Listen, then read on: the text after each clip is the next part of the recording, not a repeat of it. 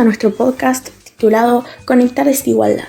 En el transcurso del mismo les vamos a estar contando la investigación realizada por los alumnos de IPDP de Benito Juárez sobre la educación en tiempos de pandemia y las herramientas que se utilizan para que todos los estudiantes tengan garantizado su derecho a la educación.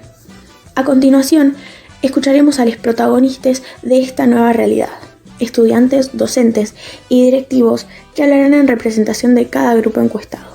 En primer lugar, entrevistaremos al director de la Escuela Secundaria número 8. Bienvenido, Ernesto.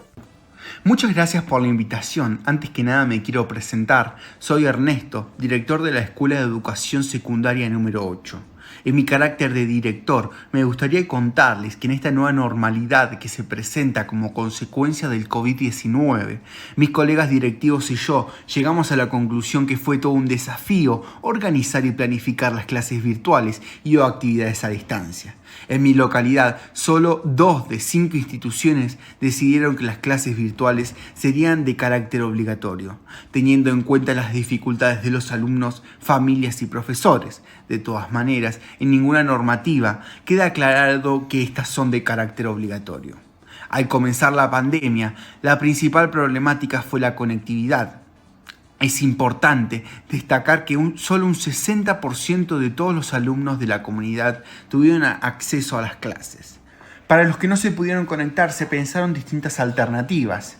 O bien enviar las actividades vía WhatsApp en horarios y días predeterminados, o para aquellos estudiantes que no puedan por dicho medio, se les lleva hasta la casa fotocopias o módulo con las actividades pertinentes. En todos los casos se mantuvo el contacto por diferentes vías de comunicación clásicas para el seguimiento. Es fundamental destacar el papel de los profesores y preceptores en esta nueva normalidad, por su acompañamiento, consuelo y entrega, siempre dispuestos. También debemos agradecer el acompañamiento y ayuda por parte de nuestros superiores, inspectores, consejo escolar, jefatura, ministerio y nuestras dependencias. A nuestras instituciones también. Por otro lado, todas las instituciones tratamos de continuar con los proyectos de participación inter y extrainstitucional, como también se diseñaron nuevos proyectos para el acompañamiento de los alumnos. Desde ya, muchas gracias. Sabiendo cómo fue la adaptación de los directivos ante esta situación, es muy importante saber también si los profesores se encontraron con obstáculos para desempeñarse en su labor. Por ello, invitamos al docente Agustín que nos contará cómo fue la adaptación de los docentes ante la imposibilidad de enseñar presencialmente. Muy buenos días, Agustín. ¿Cómo estás? Me encuentro bien, gracias. Para conocer más precisamente sobre esta problemática, realizamos una encuesta a un grupo de docentes, y los resultados fueron que en cuanto a la adaptación para nosotros, los docentes, fue muy difícil, ya que al principio la mayoría no sabía cómo utilizar las aplicaciones de reunión, como Google Meet o Zoom, y tampoco recibimos un tutorial de cómo poder hacerlo. Tuvimos que arreglarnos por nuestra cuenta. Además, nos vimos obligados a cambiar la planificación de la materia, ya que debido a las inasistencias de una gran parte de los alumnos, había que buscar nuevas estrategias, nuevos recursos y métodos de evaluación.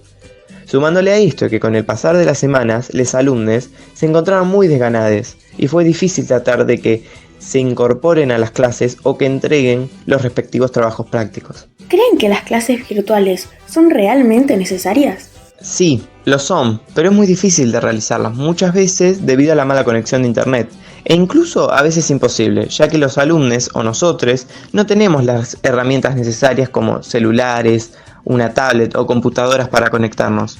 Muy bien, y por último, me gustaría que les dejes un mensaje a los alumnos. Lo principal es que reflexionen sobre el derecho y la obligación a recibir educación, y que entiendan que nosotros, los docentes, queremos que a pesar de todas las dificultades, sepan que vamos a estar ahí para brindarles conocimientos y apoyarlos cuando sea necesario. Muchas gracias, Agustín. Por último, pero no menos importante, tenemos la palabra de los estudiantes que nos contarán cómo se adaptaron a esta nueva realidad. Le damos la palabra a Agustina. Muchas gracias por brindarnos este espacio, es muy valioso para nosotros. Tenemos que reconocer que al principio esta situación no nos resultó para nada fácil, ya que como a todos nos sobrepasó. Es más, a veces dejamos de participar, no por falta de recursos, sino por falta de ganas o motivación. En nuestra institución, gran parte de la matrícula cuenta con acceso a internet. lo que facilita el hecho de las clases virtuales. Pero, sin embargo, muchas veces surgen inconvenientes, como el hecho de compartir las computadoras entre hermanos o con las madres y padres. Los celulares no tienen espacio o no hay un espacio en nuestras casas donde podamos participar de las clases sin interrupciones. Sin dudas, el vínculo con los profesores no es el mismo, pero no significa que sea algo negativo, porque en algunos casos incluso la relación mejoró y pudimos tener un trato más informal con los profes. Creemos que obviamente no aprendemos de la misma manera, ya que los espacios y los horarios no son lo mismo. Los contenidos fueron más acotados, pero también los profes explicaron de manera más clara y sintética y usaron recursos más innovadores.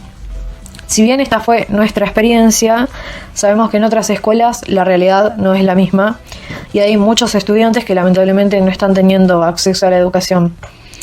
Desde el primer día notamos que iba a existir una terrible desigualdad entre quienes tienen privilegios y quienes tienen que sobrevivir el día a día sin internet, sin celu ni compu, trabajando o tratando de llevar la comida a su casa, cuidando a su familia, entre otras cosas. Como estudiantes, creemos que es necesario garantizar el derecho de todos los alumnos al acceso a la educación, brindando las herramientas tecnológicas y los recursos humanos necesarios para que todos estemos en igualdad de condiciones y ni un pibe más sufra las consecuencias de la exclusión. Les agradecemos mucho su compañía y su atención y esperamos encontrarnos pronto.